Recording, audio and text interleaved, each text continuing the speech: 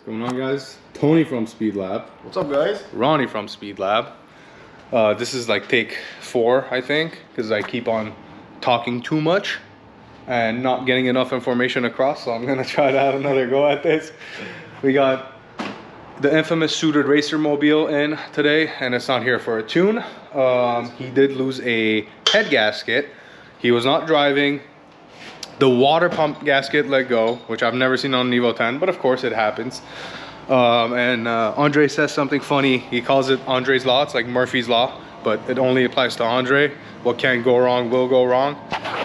So he lost that gasket, and whoever was driving the car, which was not Andre, and I don't want to disclose it. Maybe they don't want to, you know, anyone to know who was driving it, but they noticed that the dummy light is flashing and saying, hey, I am overheating extremely bad.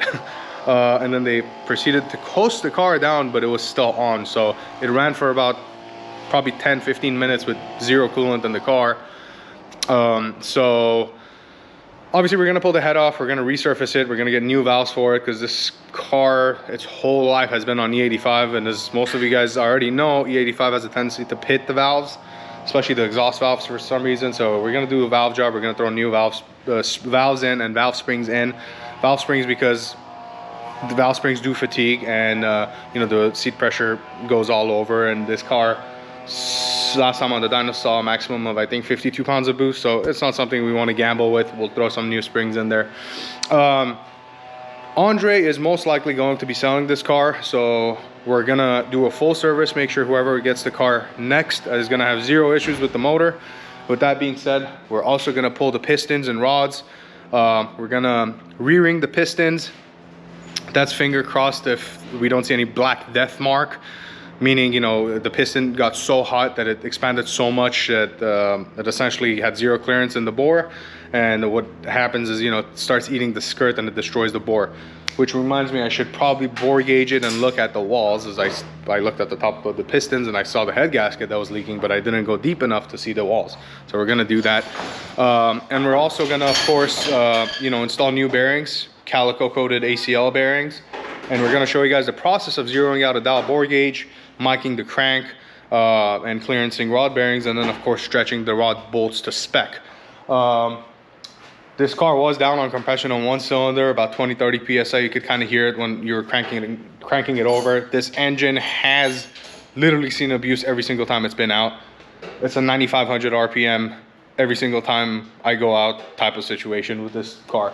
So I'm very curious and excited actually to see how the bearings look, how the pistons look, how the rings look. Another thing that I'm very keen to check is the actual ring end gaps. I want to see if they've closed up. So a long time ago, these are still JRP pistons, so this was built like I think 5 years ago. With those pistons, I was using the regular MPR ring packs. That was one of the reasons why I switched to the AP rings, and then later on I went to the thicker AP ring, and then now we're at the, you know, using the PVD rings that are gas ported. These are gas ported pistons with the regular MPR ring packs. And with a lot of heat, and trust me, this motor has seen a lot of heat, those rings have a tendency to anneal, and what that means is that the ring essentially starts closing in on itself, so the gap gets the gap closes up, but it does not go back to the gap that it originally had, its free gap, if it anneals. So if it has enough heat in the material, it tends to just close up and stay like that. I've taken one of my personal motors apart before we changed ring packs, and one of the end gaps was at like 4,000. So once that happened, we quickly switched to the advanced profile stuff from Total Seal. So anyway, very curious to see how that stuff's gonna look. Of course, all the rings are gonna get changed, the bearings are gonna get changed, like I said. Yeah, I'm super excited to tear into this after years of abuse and see how it held up. I mean, there's no issues with the bottom end, but of course when this happened and we're going to be pulling the cylinder head off, we want to make sure that whoever buys this car next is going to have zero issues. So super excited to show you guys that. With that being said, Tony's he already started draining the fluids. And what we're going to do is, yeah, we're going to start pulling everything off, get the head off. So we're gonna be back with the valve cover off, actually the oil pan off first, so see you guys in a second. All right, guys, I'm gonna make this quick because the battery's running low. So before obviously moving into the head stuff, Tony pulled the pan real quick. I just pulled bearing cap number 3.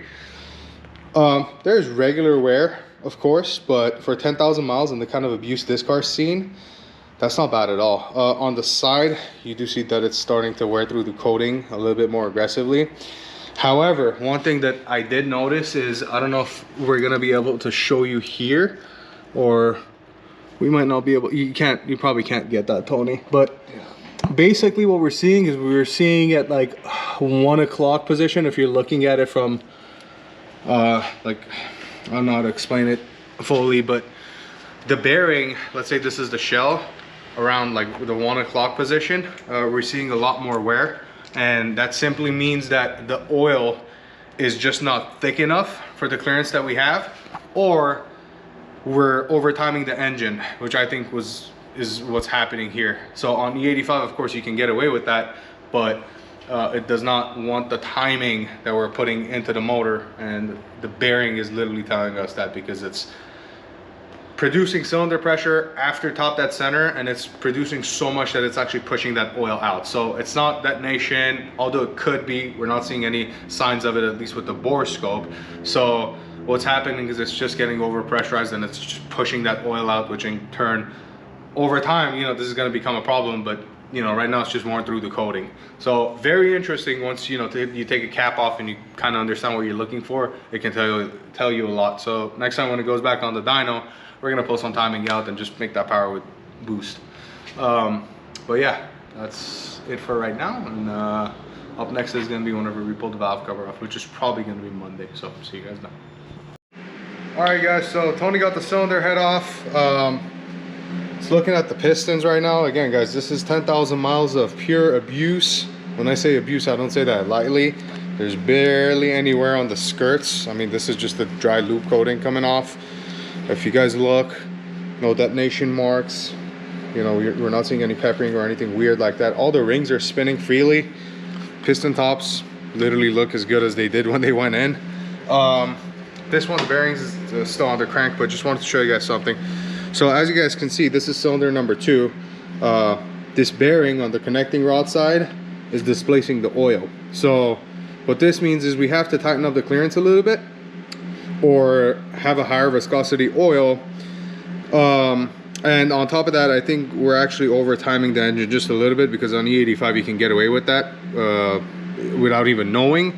But obviously when you run it for thousands and thousands of miles, when you pull it apart, you can kind of see telltale signs. So this could be one or the other, but we're gonna kind of err on the side of the caution, and you know, also be a little bit easier with the timing, because this does see like 50 something pounds of boost. So you know, something that you can learn whenever you're pulling bearings. On the bottom side, it looks great. So I know, as a matter of fact, it is displacing the oil and just pushing it out, and that's why it's wearing like that. Again, number 2, as you guys can see, nothing, you know, out of the ordinary. Of course, the thrust side has a little bit more wear, but again, no detonation damage on top. I mean, you know, I just wiped it with a rag and, you know, took all the carbon off. So again, guys, 10,000 miles, this is very, very impressive. Bearing over here, we're seeing the same thing, not as bad, of course, but number 2 got the worst of it. But again, I mean, this thing would have been fine for thousands and thousands of miles. A little bit more wear on this one, on the skirt, but this just could be something getting inside the intake manifold and in the inlet, essentially. You know, these aren't even scratches that we can feel with our hand. And then let's go to number 4, last but not least. Again, same thing. Everything looks great. Piston tops look great. Something got in there at one point, but nothing happened. And then not as bad as number 2, but still we're seeing that oil displacement issue over here. So we're going to tighten up the clearances a little bit. One thing that I did want to show you guys, this I don't know if I mentioned it in the video on Friday. These rings, these regular NPR ring packs, have a tendency to anneal.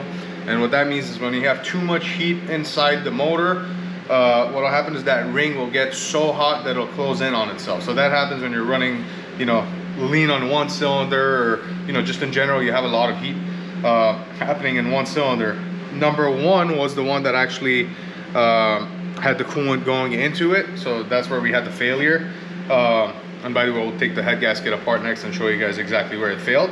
But it did start annealing, but it didn't completely close in on itself. So if you guys look, you guys can see on this side, the ring is actually lower. So it's just trying to essentially close the gap on itself. And then this is number 4. You don't see that. This looks normal. So what we're gonna do is we're actually gonna run total seal rings now, not the NPR stuff. So we're probably just gonna get like an AP ring. Doesn't even have to be PVD coated. The advanced profile ring is a lot stronger of a ring than these are. The nice thing about these is they break in very, very quickly. But what we're gonna do is we're just gonna put a light ball hone on the cylinder wall, and then as soon as the car starts, we're gonna, you know, be on the dyno so we can put some load on it and, you know, break those rings in right away.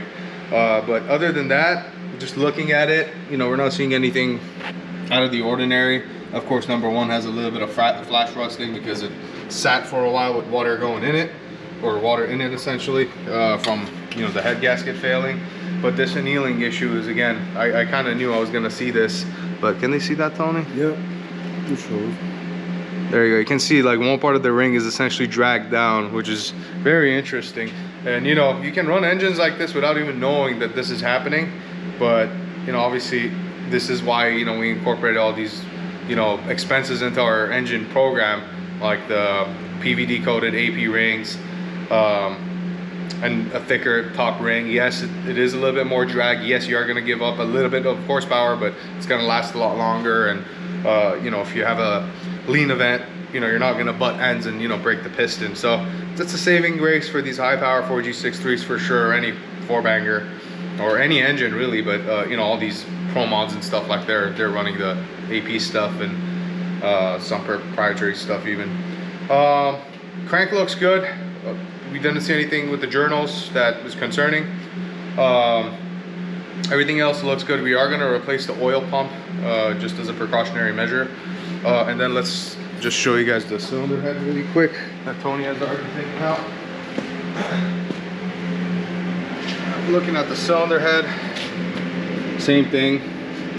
Looks pretty damn good. Not seeing anything concerning.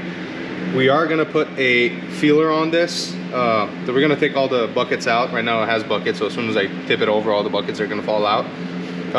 This is going to get, of course, re-shimmed, re-bucketed, because you know, we're replacing all the valves, so we got to make sure the clearances are going to be proper. Once we do that, we're going to turn this around. We're going to put a straight edge, and I'll have Tony film again, and we'll slide some feeler gauges underneath it just so we can show you guys the warpage. I'm sure there's going to be warpage on this side, not on the block, but we're going to check the block as well. And with that being said, I want to show you guys the head gasket. And apologize for the mess. So the head gasket we can just pull apart. Right off the bat, you can see the wrinkling right here. You can see the wrinkling right here. Wrinkling right here. So I'm just trying to see exactly where it went through the, why it was leaking into number 1. But you guys can see this head gasket actually got toasted everywhere. Oh, there it is. Right there. Again, you guys remember coolant passage right over here, which would be right there and right here. So if this part, the part that, you know, the combustion chamber part, if this gets compromised, well, the coolant's gonna leak in, and that's exactly what happened. So we don't really have to look any further as far as the head gasket damage goes. But it is interesting that it was only on cylinder number 1 and not number 2, let's say, because you can clearly see this is yeah, you can clearly see that burn mark essentially over here. Let's look at this portion of it and see if we notice anything weird here. Gonna tear this layer apart as well. Not seeing anything crazy on this one. A little bit of wrinkling over here. A little bit on number 4. Yeah, it was just on the other side. Anyway, usually just taking apart the head gasket can give you pretty decent idea of what the hell happened. But in this case, this layer is the one that's telling us the story. You guys can obviously see the wrinkling. So it just got toasted right over here too. This is the most obvious one. But yeah, so we are definitely gonna have some warpage on the cylinder head, but that's not really a big deal. As far as the top of the sleeves, what's going on, guys? So we're back with Andre's car. Everything's taken apart, as you guys can see. Andre's actually recording, so hey guys. So as mentioned, you know, pulled the cylinder head, sent it out to the machine shop. All that stuff's gonna get replaced. The valves, the guides, the seals, the actual valve springs, because the valve springs do have a fatigue life. You know, they keep on compressing, decompressing. 10,000 miles, not that big of a deal, but you know, Andre wants to make sure the next owner is completely headache free, and that's exactly what we're trying to accomplish here. So as for the bottom end goes, one nice thing about having a fully sleeved block, Andre, if you can show them really quickly, these are the these are the LA amphibious sleeves. So we were using this a while back, and then when the supply shortage started happening, Dart and MIDs were the first ones to come back to the market, and we started using those, and we've had nothing but great luck with those as well. The nice thing with these guys, if you have a head gasket failure or anything like that, it's very, very unlikely for the bottom end to get warped. So, and that's exactly what we saw here. You know, the cylinder head was warped just enough that obviously, you know, had a head gasket leak, but the bottom end is completely fine. Another nice thing with you know, these sleeves and you know, having a build like this is you can re-ring it and you know, service the bottom end by not having to pull the whole motor. You know, you of course have to pull the oil pan, you have to pull the cylinder head off and all that, but we're not gonna have any issues if you want to service it. So all we did is we of course, you know, stock bearings here, so we're gonna re-clearance it like I told you guys. And today what we're gonna do is we're actually just gonna ball hone this really quick, give it a nice little cross hatch. Doesn't have to be a very aggressive pattern. We still end up at that 45 to 40 degree angle on the cross hatch. And then we got some brand new rings from Total Seal. We did upgrade his top ring to the AP ring. Yeah, you can hold that down. You can just hold it down. There you go. We did upgrade his top ring to AP ring, which is a lot stronger of a ring, so we're not going to see that annealing thing that I was telling you guys about. So if we just walk over here real quick, I'll show you guys the replacement rings. They are a lot more expensive than the regular stuff. Regular stuff is going to cost you around maybe 80 bucks for a set. This stuff's going to cost you about 200 bucks for a set. So this is the AP ring. Again, same diameter and all that, but the actual material is a proprietary material that Total Seal uses. As far as the seconds go, we're still using the Napier seconds, 15-pound tension oil control rings. This is a 2.8 mil pack. So yeah, nothing really crazy. We're just upgrading the ring because we were seeing some annealing, so we want to make sure the next customer can push this to its limits without, you know, having to worry about these piston rings, you know, closing in the gap on themselves. That's one thing we really pride ourselves on, guys, that whenever we see a flaw with something that you know, we're building, we will address it and we will make it better. To this day, there's still shops, companies that'll build an engine with the old school NPR ring packs and, you know, tell the customers it's going to be good for 1,000 horsepower, maybe for a pass, maybe for a pull, but that's not something you put in a 1,000 horsepower engine. Doesn't matter if you have aluminum rods and everything else, all the other supporting bonds are there. The ring pack is very, very critical. I will tell you guys one more thing. Whenever you go to a ring like this, now this is a 1.0 mil.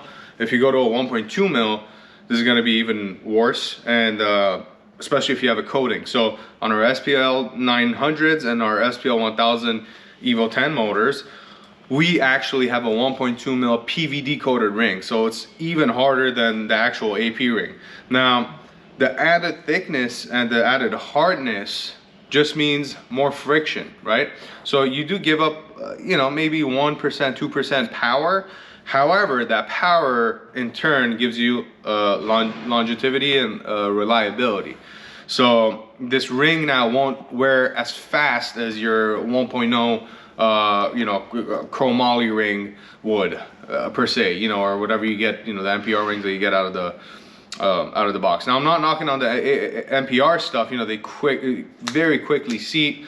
You know, they work great in most applications, but you know, as soon as you throw a little bit too much power at it and it sees a little bit too much heat, it'll start closing the gap on itself. And this is something that even engines that are making high power and just haven't been taken apart, if you literally pull the motor and you pull the rings, you'll see that each ring has a different gap and it's starting to pull itself in.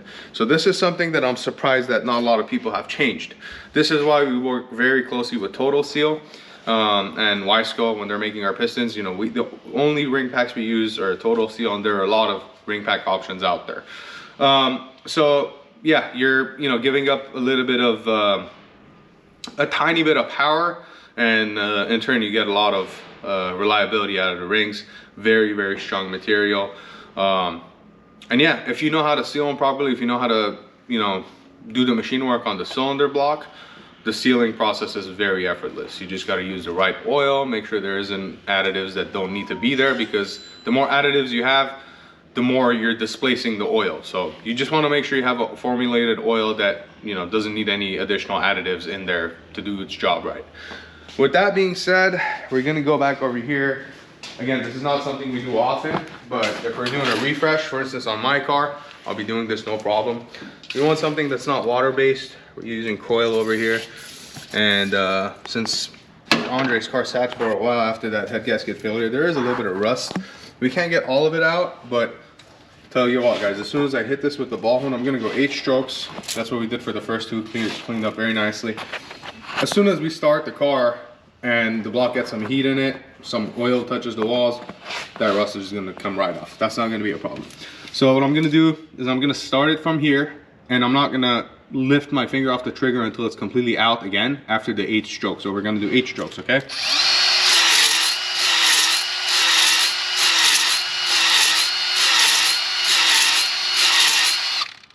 There you go, 8 strokes.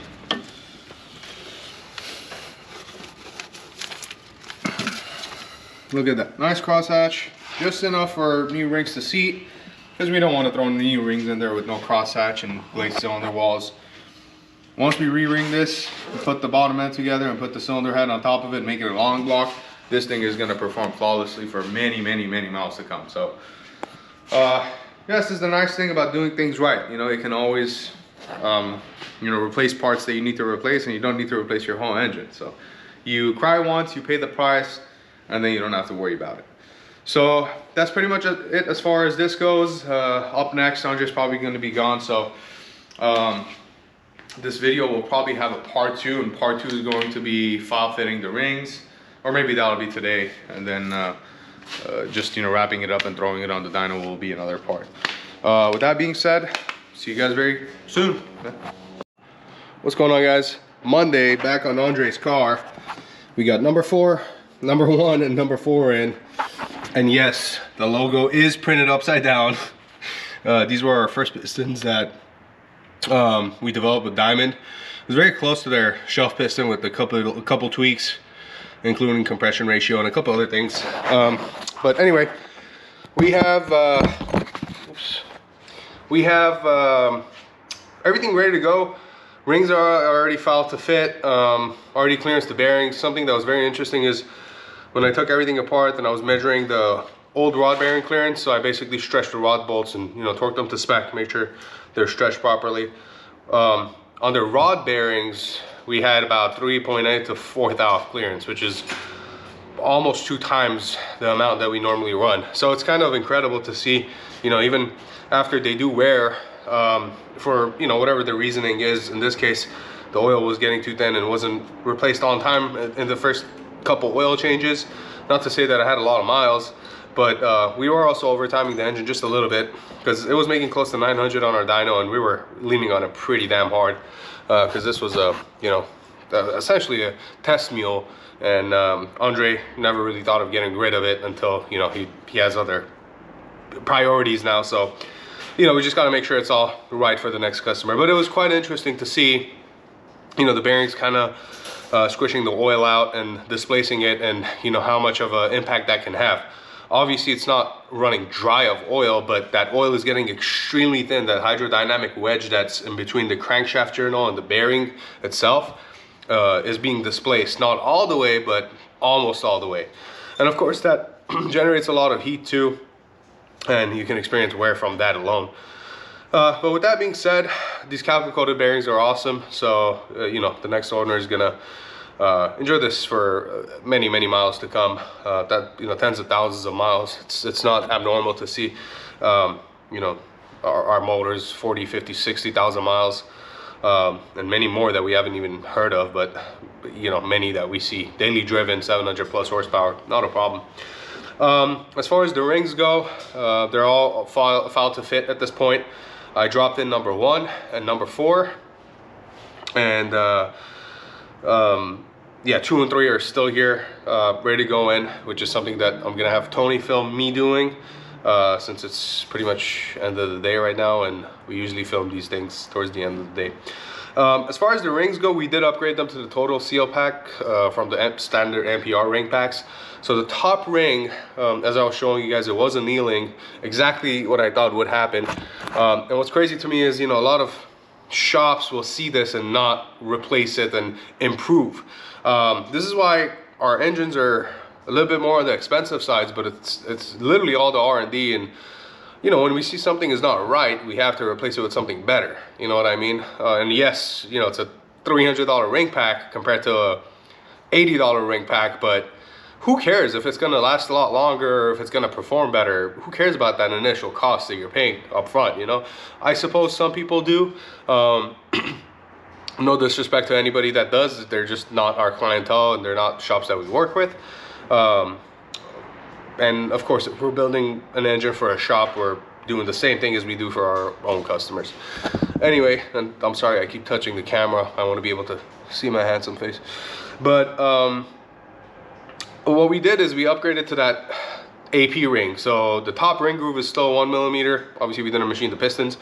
The pistons are still gas ported, so the ring is not gas ported, but the piston is. And that AP profile, advanced profile ring, is a much harder material ring. It's a steel ring is what it is, but it's not PVD coated like the stuff that we use now. But we couldn't get I didn't want to get the PVD coated one because with the ball hone that we performed on his engine, it wouldn't have sealed properly. So that PVD coating, it just adds that much hardness that just a real quick ball hone isn't gonna be enough for it to be able to seat. However, with the AP ring, it's gonna seat just fine. You know, it still had a ton of crosshatch left. You know, we just touched it up just to make sure the rings have something to seat against upon the initial startup. And of course, that angle is gonna allow the rings to rotate, and you know, you need the rings to rotate and self-clean essentially. One thing that I want to show you guys is the cylinder walls. You guys will see that green hue. What that is that's this quake seat, and this is from Total Seal. It's like a graphite powder, if I can open it without spilling it everywhere. It's like a graphite powder, and a little bit of this goes a long way. What this does is it just helps the rings seat quickly, and hence the name Quick Seat. And you can use this in conjunction with their AL8, which is their assembly lube. And what you do is you put a little bit of this on the skirt, just as you would with oil assembly lube, and you put some on the rings. You don't want to overdo it. It's not going to help you. It's not going to hurt you, but it's not going to help you. But as far as the bearings go, we use the HPL super tacky stuff to make sure that upon initial startup we don't have any dry starts. So with that being said, I'm gonna have Tony film me dropping in one of these and then stretching the bolts on one of them. I'm not gonna do both of them. And then we'll stop right there, and once the cylinder head is back, we'll do another segment with everything together, bolted on, everything bolted on, the engine timed. We're gonna do a startup video, and then we're gonna do the dyno video in that same video. So that way I'm not releasing 10 different videos of just, stupid things. Cylinder head goes on, this goes on, that goes on. So it's essentially gonna be this, and right after this, you guys are gonna get a dyno video.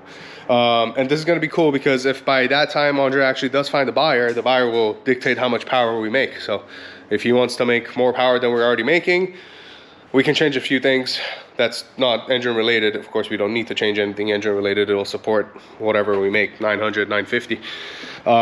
but it's going to be up to the buyer if Andre finds a buyer by then. If not, we're going to keep it at the semi-spicy 750, 800 horse, and just have the new owner enjoy it. So with that being said, I'll see you guys in a second. All right, guys. I already got number 2 in there. This is number 3. 1 and 4 are already in there and completed. So one thing I wanted to point out is if your bearing does not have this, you need a new engine builder. And the reason I say this is because obviously this is the dial bore gauge mark. You know, some people do plastic gauge these still, which is kind of incredible. If you're a performance engine builder, I don't think you should, you know, you can double check things with a plastic gauge, but you shouldn't use that as a primary source of measurement. Anyway, what we've done is we've made sure all the ring grooves are clean. And what we're gonna do is we're gonna assemble this ring pack. I'm gonna try to do this as quickly as possible because the GoPro says we have 6 minutes. So I have to do this, and I have to show you guys the process of stretching the rod bolts, which I've shown before, but I'll show again. Anyway, as I was saying, this is the AL8. This is the assembly lube that we use strictly on the piston rings and the skirt.